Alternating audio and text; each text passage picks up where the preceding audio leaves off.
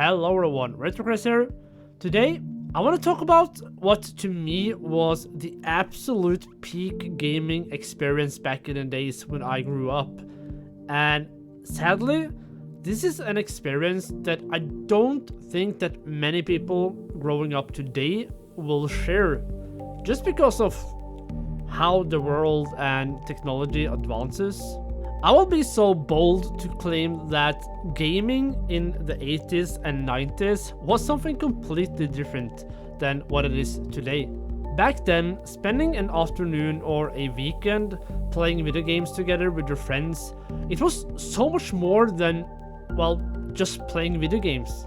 It would involve eating pizza, popcorn, drinking soda, reading comic books, playing with Lego, or even like making sure that your Tamagotchi didn't die. And all of this you would do at the same time as you played the video games.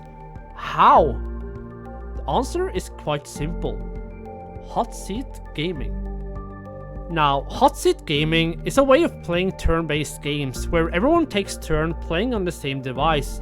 Not to be confused with split-screen gaming, where you will play simultaneously in either a co-op game or as a competition like, for example, Super Mario Kart. Now, what was the difference? It became more than just playing a video game together.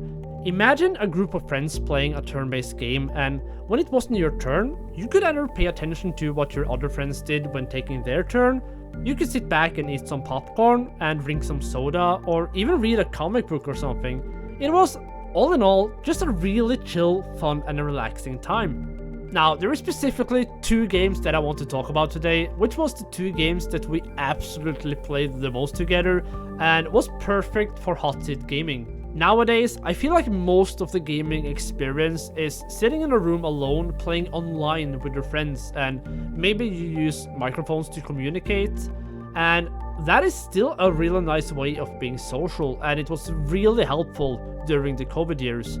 But I remember in the old days, like, we would hang out with our friends even if we didn't play hot seat games, because it was just as fun watching your friends play video games than actually playing them yourselves. Almost every day after school, we would gather at a friend's house, just sitting around his computer or Nintendo and just watch him play, and it was super fun.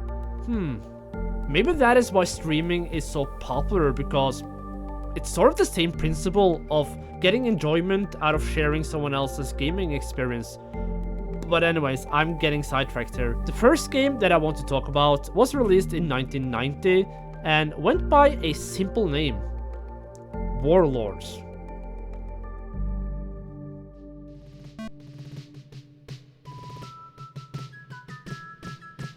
Warlords was a turn-based strategy game featuring 8 different factions who battles for the control of the mythical land of Illyria.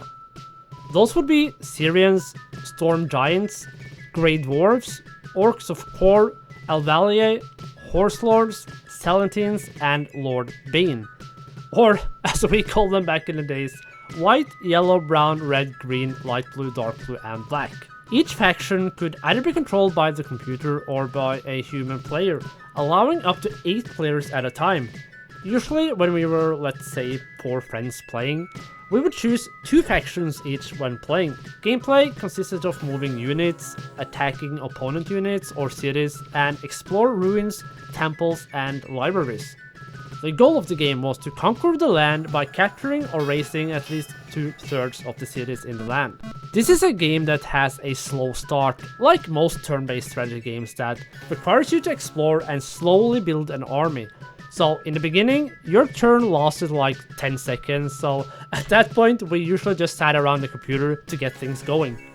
Almost always, one of us had the most horrible start by losing their hero in the first temple they searched.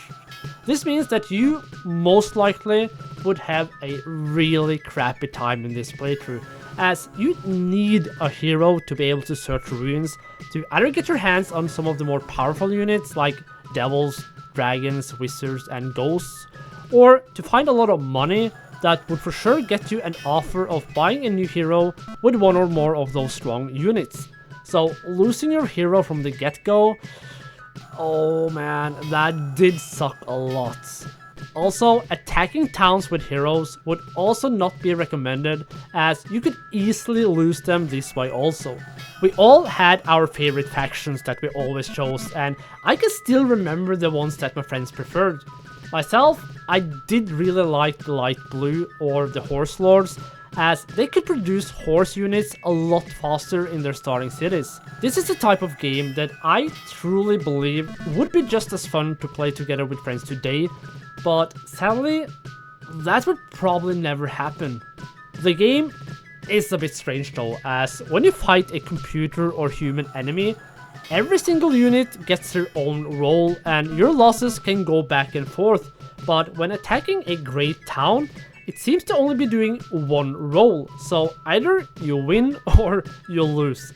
So you could technically attack a town with a hero and 3 dragons and lose all of them. So when capturing great towns, you would be just as well off with attacking with a single unit.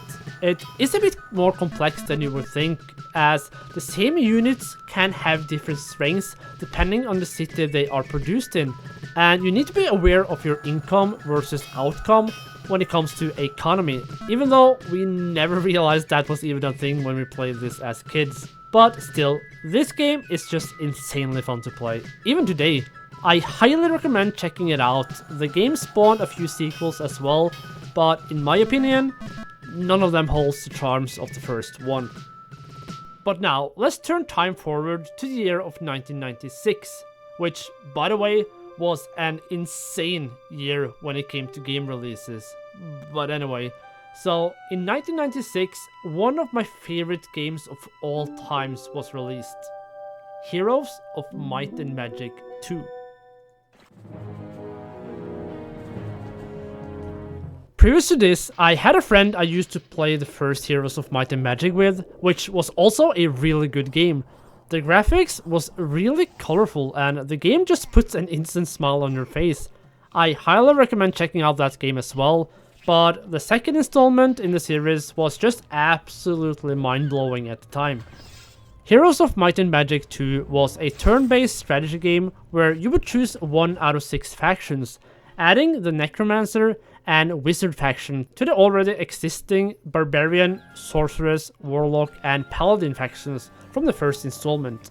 In this game, you would start from the ground with a hero and a town, and from there, you would just have to build your army, gather resources, explore the map and conquer other cities with the ultimate goal of defeating all the other factions. As with Warlords, both me and all my friends had our favorite factions that we always chose. Even though there was no doubt about it, some factions were better than others, in the end, that didn't really matter to us. We always had a discussion of who was really better, Titans or Black Dragons. I think we always wanted Titans to be the best, but there was no doubt about it, Black Dragons was by far the best unit in the game. My favorite faction though was Necromancer. I just loved the whole theme of the faction, and I loved the Power Liches with their AoE range attack, and the Vampire Lords who could regenerate when damaging enemies. The Bone Dragons was pretty cool as well, but sadly quite inferior to the Black Dragons. Not to say the other factions didn't have some really cool units as well, like Wizards had the Archmages and Titans, which in all honesty was my single favorite unit in the game. Barbarians had the War Trolls and Wolves who had a double attack. Warlocks had the Hydras who had an AoE attack, and obviously the Black Dragons. Sorcerers had the Grand Elves who could attack twice, and the Unicorns who could blind their enemies, and the Knight who had the Rangers with double attacks, and the Champions who were just extremely fast. So all in all, every single faction had something that made them fun to play. So let's say you were forced to play a certain faction on a map, you would still have a lot of fun. This game is just so good. Heroes of Might and Magic 2 was one of those games we never really got tired of playing, because no playthrough was really ever the same. As with Warlords, the start of the game was really fast paced, where we would just gather around the computer and do our turns quickly, but eventually it would take some time between each turn, meaning more time to eat popcorn or read a few pages of the comics. Playing these types of turn-based games was just so chill. Like, it was super fun when it was your turn to play, but it was just as fun when it wasn't your turn to play, because you could just sit back and enjoy seeing what your friends did with their turn, or you could just lay in bed or on the sofa, relaxing until it was your turn again. I remember those days, laying on the couch on my belly, reading Donald Duck magazines while waiting for my turn to play, and when it was my turn, I would run over to the computer to see what my friends had done with their turn. This way of playing also made it so that we could play Heroes for hours without really being bored. When I played this game to get some footage for this video, I played Heroes of Might and Magic 2 for about 4 hours, and I was barely into the mid-phase of the game. Playing computer games and making something social out of it was just amazing. It wouldn't just be a video game, it would be an event that would include popcorn, soda, Gameboys, comic books, or playing with Ninja Turtles or Action Man while waiting for your turn to play. Those days were more about spending time together as friends, and video games was just a means towards doing that. That social aspect might be a bit absent these days compared to the old days, or maybe perhaps it's still there, just in another form. Streaming is sort of the same, only missing the physical aspect of it. But that's why streamers tries to make it inviting for you to hang around and engage with viewers to make it something more than just playing a video game together. And that's why I love streaming. It does take me back to the old days, and even though I'm not trying to relive my childhood, I do get a lot of enjoyment sharing my gaming experience with everyone, especially the old school games that I grew up with myself.